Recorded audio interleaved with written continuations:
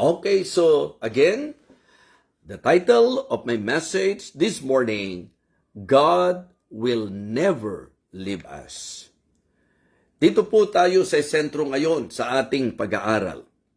Napakaganda po na makita natin ang pinaka-thoughts, yung mga kaisipan na nakapaloob dito po sa ating pong text na ito. Ang sabi po, let your conversation be without covetousness. Ang ibig sabihin po ng salitang conversation dito is manner of life, way of life.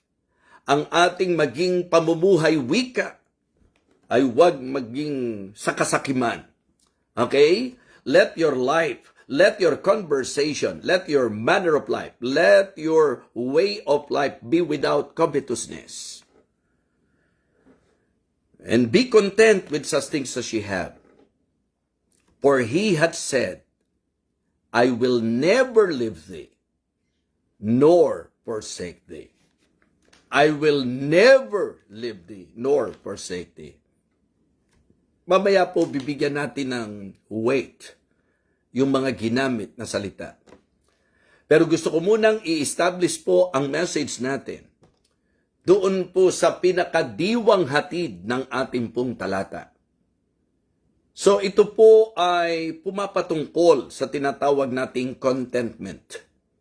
The passage or the text is about contentment.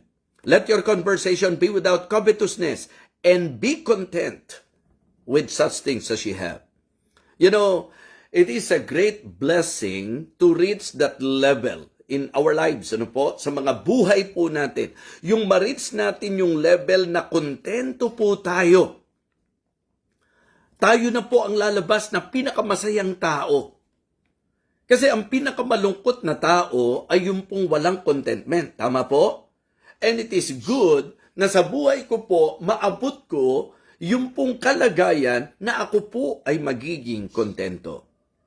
So, ang idea po nito, mga kapatid, ay ang magiging mapagpasalamat, ang pagiging mapagpasalamat sa kung ano po ang meron po tayo. Yung matutunan po nating i-appreciate the things that we have. Okay? At wag po tayong mabuhay sa paghahangad ng higit, mga kapatid. Sa paghahangad maging ng mga bagay na hindi sa atin at hindi para sa atin. Napakalungkot na tayo po'y mabuhay sa kasakiman at iyan po'y evil in the sight of the Lord.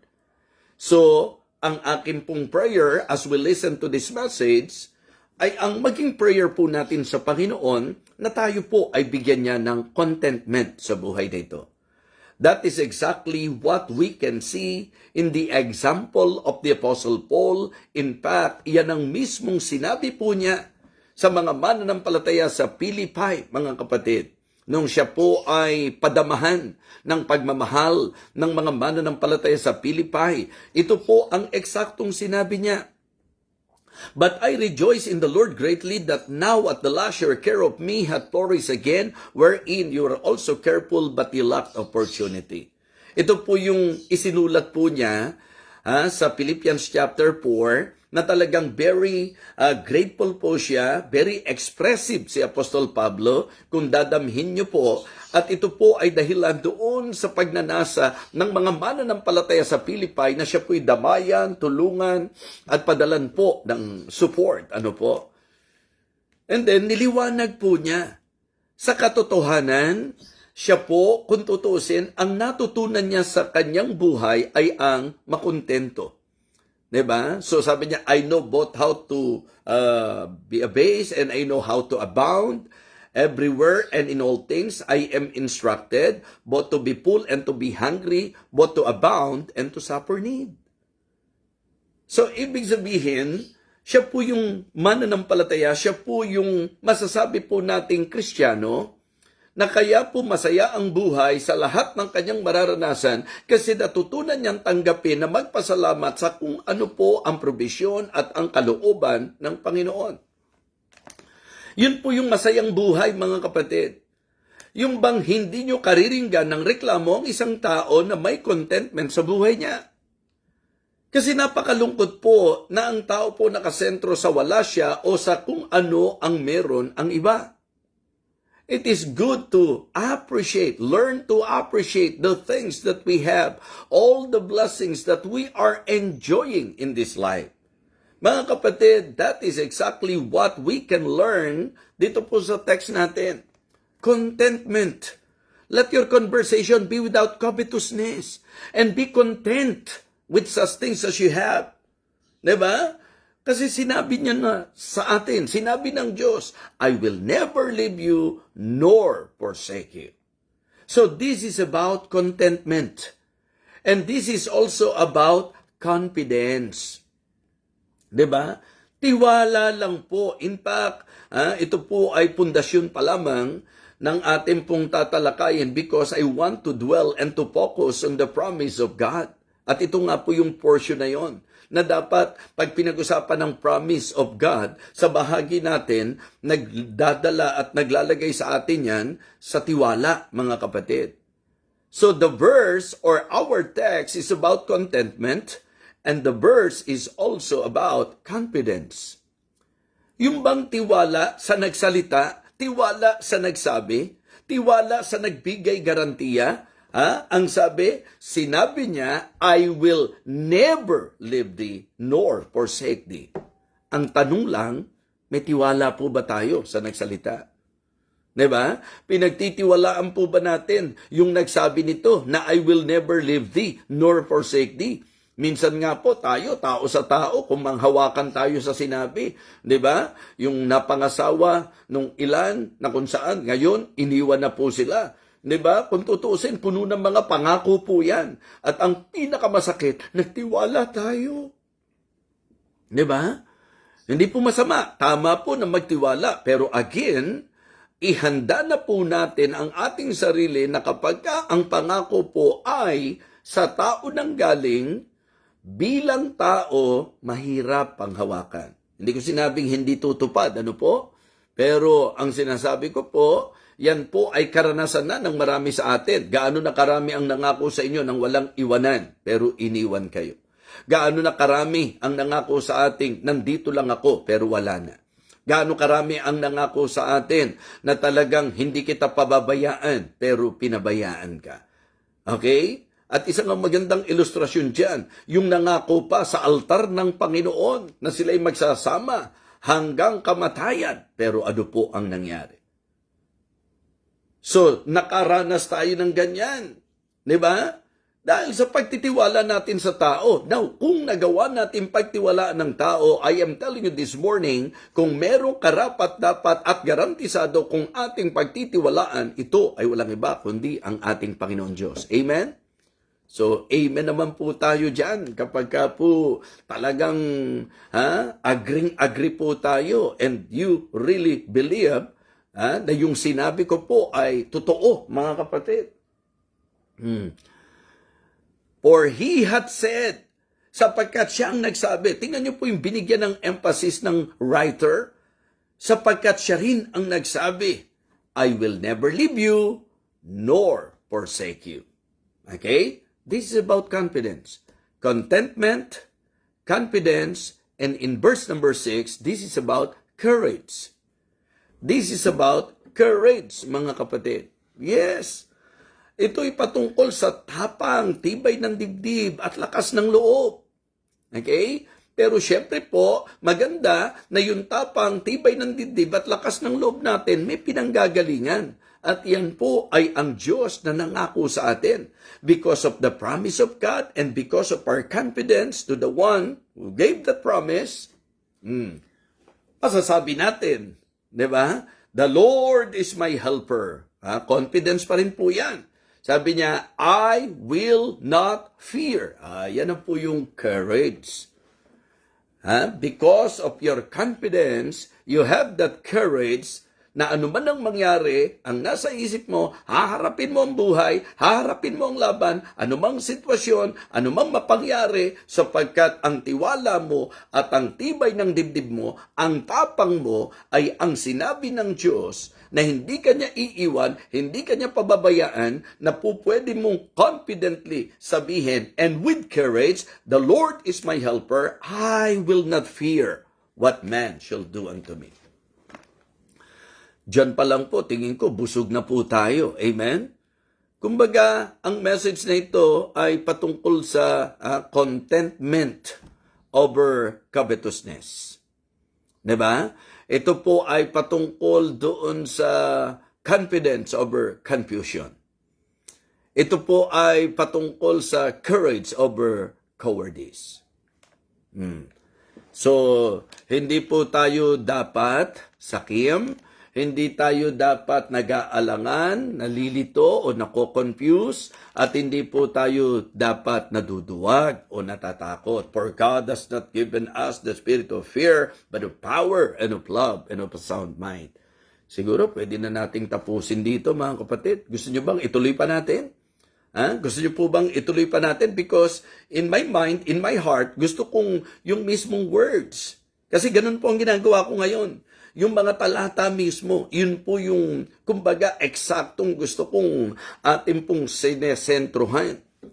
Diba? Let your conversation be without covetousness and be content with such things as you have. For he had said, I will never leave thee, nor forsake thee, so that we may boldly say, the Lord is my helper. I will not fear what man shall do unto me. Yung bang ang pahayag ng verse number 6, so that we may boldly say, so that we may confidently say, the Lord is my helper. And because of that, ang magiging epekto, I will not fear. Hindi ako naniniwala na nagtitiwala ka sa Diyos na lagi ka pong nasa pag-aalinlangan. Hindi ako nagtitiwala ka sa Diyos na lagi ka nasa kabalisahan, takot, pangamba. Ang totoong nagtitiwala sa Diyos, mga kapatid, siya po'y may tibay ng loob na anuman ang sitwasyon, anuman ang harapin niya, anuman ang mga kalagayan niya sa buhay, siya po'y panatag sapagkat siya'y kontento at konfidente na may Diyos na nangako na hindi sisira sa kanyang pangako. Amen?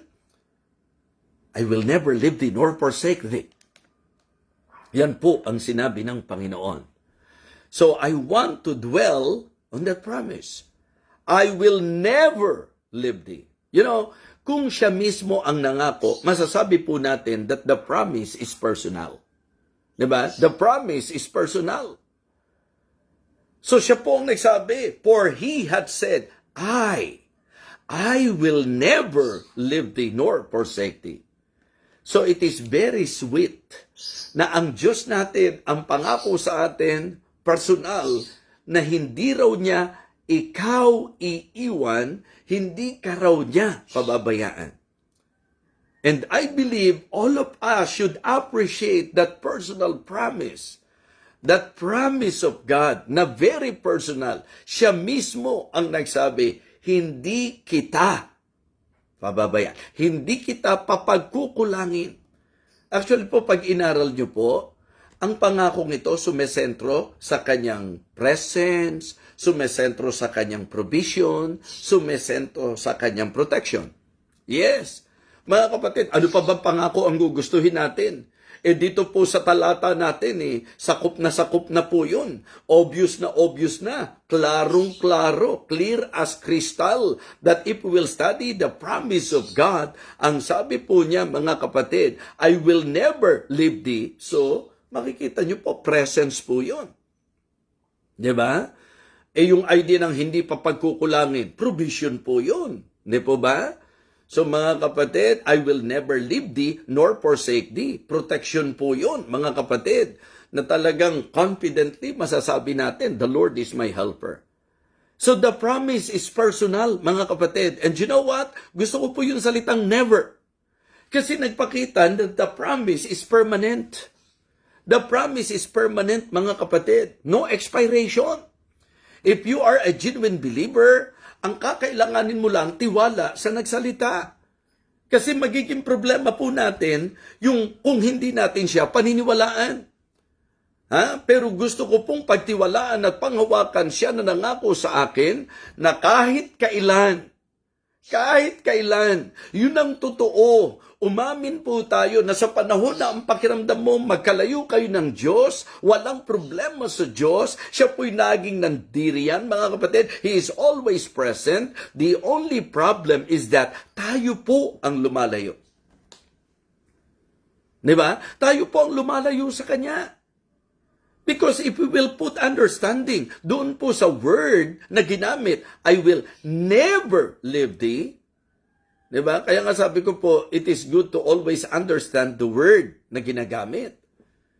Yung ang salitang never, hindi po ito sa Tagalog, hindi lang, kundi hinding-hindi. Hindi kailan pa man. So parang nung nasave tayo, ang pinangako sa atin, kaya nga ayaw nating pumatol doon po sa idea po ng losing salvation, kasi ang pangako ng Diyos na kaligtasan, eternal life. At ang sabi niya, they will never perish. So yung idea kasi ng salitang never, hindi kailan pa man. Ang laging pinoproblema po ng ilan, paano kung yung nagsasabing ligtas? Talagang ang buhay, hindi nagbago, ang buhay, masama pa rin. So, hindi question yung promise ng Diyos na permanent sa kanyang iniligtas. Pangako yan, di ba, ng Diyos. Ang problema dyan, yung nagkiklaim ng pangako, totoo ba? Save ba talaga?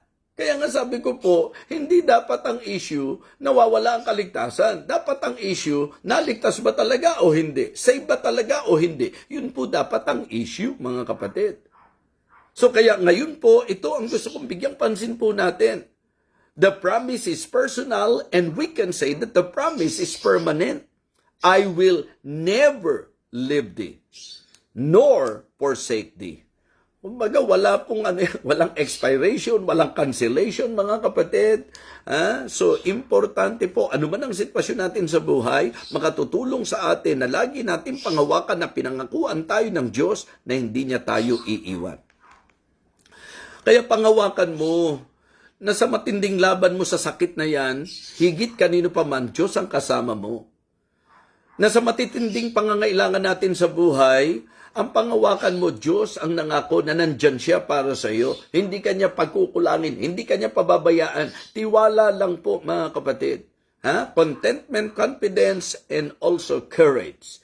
Yan po yung aking ginawang matibay na pundasyon sa ating pong aralin at pag-memensahe ngayon. So the promise is personal. The promise is permanent. And hey, the promise is powerful. Damhin po ninyo. So, yan po yung isang natutunan ko Nung ako po ay talagang nasa early years pa lang ng aking pagkakristyano. Ang bagay na na-appreciate ko po, yung bang dadamhin mo yung word, dadamhin mo yung nagsalita. Yung kung kaano po talaga, Siyempre, importante po sa pangako, yung nangako. Kasi kapag may image na yung nangako, sa 7 pangako, 8 ang hindi tinupad, nakakapanghina ng loob, mga kapatid, na ganyan ang mga ngako sa iyo. Pero ang nangangako po sa atin ay ang Diyos na hindi nagsisinungaling. Ang Diyos na hindi bumibigo, mga kapatid. Siya po ang nangako. Hindi raw niya tayo ipo-forsake. Hindi raw po niya tayo pababayaan, mga kapatid. Kaya kailanman, hindi tayo makakalimutan ng Diyos. Kailanman, hindi tayo ipo-forsake ng Diyos. And God will never fail sa kanyang mga pangako sa atin, mga kapatid. Amen? Amen yan. Kaya nga sabi ko, ano man ang kalagayan mo ngayon? Pag hindi ka pinalakas ng mensaheng ito, wala na ako nakikitang solusyon sa sitwasyon mo. Because I believe sa ating pong pakikinig ngayon, ito po ay tugon ng Diyos sa kung ano ang kailangan mo. Higit sa pera na kailangan mo, itong mensaheng ito ang kailangan mo na matutunan po nating makontento, magtiwala at magpakatapang sa Panginoon. Why? Because of His promise. His promise is personal, sa iyo mismo, sa akin mismo. His promise is permanent, never. He will never. Ang sabi po, I will never leave thee nor forsake thee. And that is very powerful. Di ba? Napaka-powerful niyan kasi Diyos ang nagsabi. Hindi kanya iiwan, hindi kanya pababayaan. Kanina po binanggit ko sa inyo, marami ng tao nangako sa inyo ng ganyan. Marami na pong tao ang pinaasa po tayo. Maraming mga tao na kung saan talagang pinagkadiin-diin po sa atin ang kanilang pangako. Pero dahil tao, sumira. Hindi mapangahawakan, may limitasyon. But listen, the reason why sinasabi ko po that the promise is powerful, kasi yung pong maalaman natin at kilalanin natin kung sino ang nangako, yun ang nagpapaging powerful sa kanyang promise. Amen? Yes! What a powerful promise! I will never leave thee, nor forsake thee. Ang ganda po ng emphasis na ito. Ha? Kung ikaw ay nag-iisip na pinabayaan ka ng Diyos, rebuke yourself. That is not true. At kailanman hindi magiging totoo yan. Ha? Let God be true and every man a liar. Pag sinabi ng Diyos na hindi, hindi. Kaya kung sinasabi mo, pinabayaan ka ng Diyos, ikaw ang sinungaling. Ako at ikaw ang sinungaling kung sasabihin mong iniwan ako ng Panginoon, pinabayaan ako ng Panginoon. No! He will never leave us. And I believe, mapangahawakan ang pangako na yan. Amen? Ang pangako na ito, hindi po mahirap maintindihan, mga kapatid. Hindi po mahirap maintindihan because the promise is practical. The promise is practical.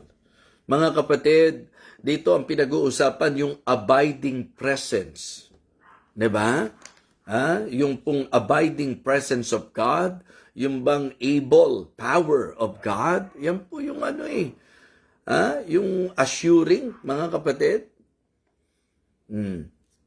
Yung pong nagbibigay ng tinatawag nating assurance sa bawat isa sa atin. Garantisado po pagka Diyos po ang nangako, mga kapatid.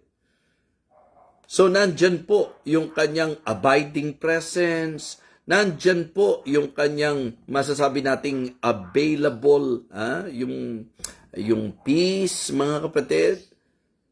So, kumbaga, sa atin naman, ang po pwede na ang matinding struggle natin, yung pong trials, temptations, and troubles. Kaya, lapatan po natin yan. Diba? Sa trials po natin, it is very important to consider the abiding presence of God. Sa mga pagsubok mo, kasama mo siya. Amen? So kapag ka pinag-usapan ng temptation, wag ikaw. Hindi tayo mapangahawakan . What we need is the able, yung power of God. Yung talagang may kakayahang kapangyarihan ng Diyos for you to conquer and to overcome the temptation. And then in troubles, diba? Nandiyan yung abiding, yung available peace. Yung iniyo-offer niya na kapayapaan, mga kapatid. Diba, ang ganda? Ang ganda. So, doon po sa mga pastors natin, sa preachers natin, So, kung titingnan nyo po, aralin nyo po, i-meditate nyo po, balikan nyo po itong ating mga tinatalakay kasi kung ano-ano po yung mga inilalagay pa ng Panginoon as I share to you the message. Diba, ang gandang concept? In our trials, nandun yung kanyang abiding presence. Kasi ano man ang pagsubok mo, mahalaga, nandyan ang Panginoon, kasama mo siya. Diba? Yung able power, pag ang pinag-usapan, temptation, kasi tayo weak. What we need is the power of God. In order for us to conquer and to overcome temptation sa buhay po natin, what we need is the power of God. Tayo hindi natin kaya kasi talo tayo kay Satan . But our God is greater than Satan. He is powerful than Satan. So, His able power, mga kapatid. Sa ating pong temptation, and His available peace. And the peace of God which passeth all understanding shall keep your hearts and minds through Christ Jesus. So in trials, in temptations, in troubles, mga kapatid, ang ganda. Diba? The abiding presence of God sa ating pong mga trials. The able power of God sa ating pong mga temptations. And the available peace of God sa ating pong mga troubles. Wow! Blessing. The promise is practical, mga kapatid. Okay? And then, the promise is persuasive. Diba? So, talagang convincing, mga kapatid. Kasi, kanina ko pa dinidiin sa inyo, sa akin, malaking factor po yung nangako . gaano kahaba na ang lakbay mo sa buhay? Meron bang magiging honest? Yung bang magiging honest ka, tapos sasabihin mo, ako, pinabayaan ako ng Panginoon. Walang honest na magsasabi niyan. Kasi ang mga talagang masasabi nating totoo sa kanyang sarili, ang sasabihin niya, Lamentation chapter 3. It is of the Lord's mercies that we are not consumed, because His compassions fail not. They are new every morning. Great is their faithfulness. Yan ang lalabas sa atin. Kapag ka magiging tapat tayo, imagine, ako ilang taon na po ako. Sa mga interesado, magpi-59 na po ako. Mukha lang akong senior citizen na, mukha lang akong 60 na, pero magpi-59 pa lang po ako. Kaya doon sa mga kaya nagbe-bless sa akin, kala dahil sa edad, sana po dahil tatay-tatay ang treatment bilang pastor. Pero yung sa edad, hindi pa po ako 60. 59 pa lang po ako, mga kapatid. Excited na nga po ako mag-60 para medyo nakaka-discount na po . Pero mga kapatid, sa taon po ng aking buhay, sabi ko nga, nung hindi nga tayo Kristiyano, nakakaraos po tayo. Pero nung maging Kristiyano tayo, maliwanag po yan. Walang magiging totoo at tapat sa inyo na sasabihin yung nagpabaya ang Diyos. Never na nagpabaya ang Diyos. I have been young, and now am old. Yet have I not seen the righteous forsaken, nor his seed begging bread. That is exactly what the psalmist said. Maring humarap tayo sa mga laban sa buhay, marahil may mabibigat tayong karanasan, marahil po dumating tayo doon sa point na meron po tayong mga pangangailangan. Pero mga kapatid, yung mga karanasan na yan, ang lalong nagpatibay at lalong nagpatunay na hindi talaga siya nagpabaya, na hindi kanya talaga iniwanan. So the reason why we are surviving, and ang reason kung bakit tayo nasusustain, it is because of the fact that God is true to His promise. And He will always be true to His promise. Kaya blessing po itong message natin na ito. So, alam niyo po, kung maiisip niyo lang at marirealize niyo lang kung gaano po ako nagmamakaawa sa Panginoon, nabigyan niya ako ng lakas para patuloy pa na makapagbigay ng lakas ng loob sa bawat isa, mensaheng po pwedeng panghawakan. Mga kapatid, hindi ko po ini-stress ang sarili ko para mag-isip ng message. I am just praying and I praise the Lord because siya po yung naglalagay sa isip at puso ko. In fact, ngayon nga po, nagtatype na ako . Pag kami naiisip ako, tinatype ko na po para hindi ko makalimutan. Kaya sabi ko, si Ma'am Riza at saka si PNG, naku, malaki po ang ginagampan ng role ng mga yan sa buhay ko po. Mga kapatid, provision sila ng Panginoon. Kasi sabi ko nga, pag kami mga pumapasok na sa isip ko, ang ginagawa ko po, tatawagan ko either si PNG, si Ma'am Riza, kasi ayokong mawawala hindi ako pala sulat. Kaya ang gagawin po ni PNG, habang nagsasalita ako, itatype niya lahat ng sinasabi ko, tapos isesend niya po yan sa akin. Tapos yung mga pastors, ito po yung nagiging katuwaan namin. Pag nagpe-fellowship kami, yung iba po ang gagawin, pipindutin po yung record pag kami sharing time kami. Kasi babalong na po yan Marami na pong ilalagay ang Panginoon along doon po sa aming sharing. So yung iba po, kukunin yung notes kasi meron pong magpapa-counsel. Yan po, naranasan ng mga counseling natin yan, di po ba? Habang kina-counselan ko kayo, nagbibigay ang Diyos ang message sa atin, tama? Kung ako lang po masulat, hindi lalo ako magigipit doon sa message. Ang problema ko po, pagka na-share ko na, ang nakakakuha na, yung na-sharean ko po. So, kaya ang ginagawa po ni PNG, ni Ma'am Riz, itatype po nila yan habang nag-uusap po kami, habang may lumalabas pong mga thoughts, message po sa akin, and then, pag pinorward nila, wow, ang laking bagay. Hindi ko na kailangan pong magpakahirap doon sa iisipin. Dahil yung nilagay ng Diyos sa isip ko, nilagay nila, tinype nila, and then, dadalin po nila sa akin. Isesend back po nila sa akin yan. So, kaya blessing. Special shout out to kay Ma'am Riza tsaka kay PNG, di ba? Gano'n naman po kasi ang buhay natin sa ministry. Kapag ka ikaw proud, hindi ka kikilala ng mga tao na ginagamit ng Panginoon sa iyo.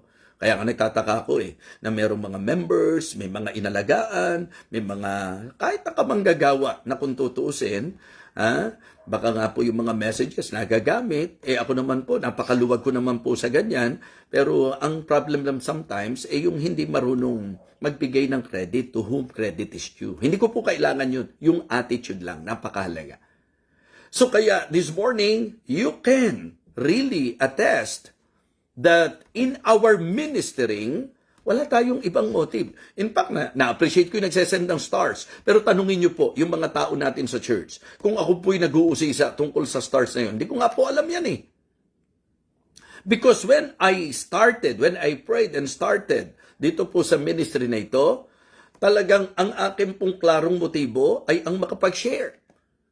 Diba? O, kayo pong mga nakikinig, kayo pong mga nakasubaybay, alam niyo po, na hindi po tayo nagpasupport kahit kanino po sa inyo. Alam niyo po yan, di po ba? Why? Because my intention, hindi ko sinasabing ayokong tanggapin o hindi ko po tatanggapin. Don't get me wrong. Ang sinasabi ko po is wala tayong even insinuation patungkol sa ganyang mga aspeto because the intention of my heart is to become God's channel of blessing and to somehow deliver the message to everyone. Kasi minsan kaya po ako napupuyat kahit nakahiga ako, ang daming nilalagay ng Diyos sa isip at puso ko po, mga kapatid. Sayang naman kung di po natin mai-share. And again, sa ating pong naging pag-aaral, maliwanag po mga kapatid, diba? God will never leave us. Diba? So, this is about contentment, confidence, and courage. Diba? Contentment, laban sa covetousness. Yung pong confidence, laban sa confusion or doubt. Yung pong courage, laban sa karuwagan, takot o pangamba. Di po ba? So, ito po ay binigyang diin natin na pangako ito. Pangako, mga kapatid. The promise is personal. Amen po ba, mga kapatid? Di ba? The promise is personal. The promise is permanent. The promise is powerful. The promise is practical. And the promise is persuasive. Kasi siya yung nangako. And then, niliwanag ko po sa inyo na sa idea po ng pangako niya, in trials, nandyan yung kanyang abiding presence. Diba? In temptations, nandyan yung kanyang able power. Okay? Sa troubles, nandyan yung kanyang available peace. Kaya saan ka pa? Sa Kanya na. Amen? Sa Kanya na. Nasa Diyos na ang kalahatan natin, mga kapatid. Ang kalahatan ng ating pangangailangan, ang kalahatan sa buhay natin, nasa Diyos po yan. And I want to emphasize to every one of you in this message that the Lord said, I will never leave you. So kaya ang title natin, God will never leave us. Habang nakikinig ka, napag-isip-isip mo ba? Matagal-tagal na rin ang panahon. Ang dami mo na ring dinaanan, ang dami mo na ring naranasan, pero hindi ka pinabayaan ng Panginoon. Amen? Hindi tayo pinabayaan, hindi tayo iniwan ng Panginoon. Yung idea kasi nung pinababayaan, sometimes because of His purpose, God is allowing us na may dadaanan tayo, may mararanasan tayo, pero hindi ka pabayaan ng tawag doon. Diba? Kasi nandyan siya hindi kanya iniiwan. Kaya lang, ang operation ng Diyos sa tiwala mo. Kaya tayo minsan sumasablay kasi hindi may problema sa Diyos. Walang problema doon po sa Diyos. Ang problema, yung tiwala mo, nawawala. Kaya I hope and I pray na tayo po'y napagpalang muli dito po sa ating mensahe. Mga kapatid, God will never leave us. Always remember that. Always put that in your mind. And do not allow the devil na alisin sa isip mo yan at dayain ka niya. The Word of God is true. God is always true to His promises. So, mas maganda po na ating panghawakan ang ating pong mensahe that God will never leave us. Matuto tayo makontento. Magtiwala tayo. At magpakatibay tayo. Magpakatapang tayo sa ating Panginoon.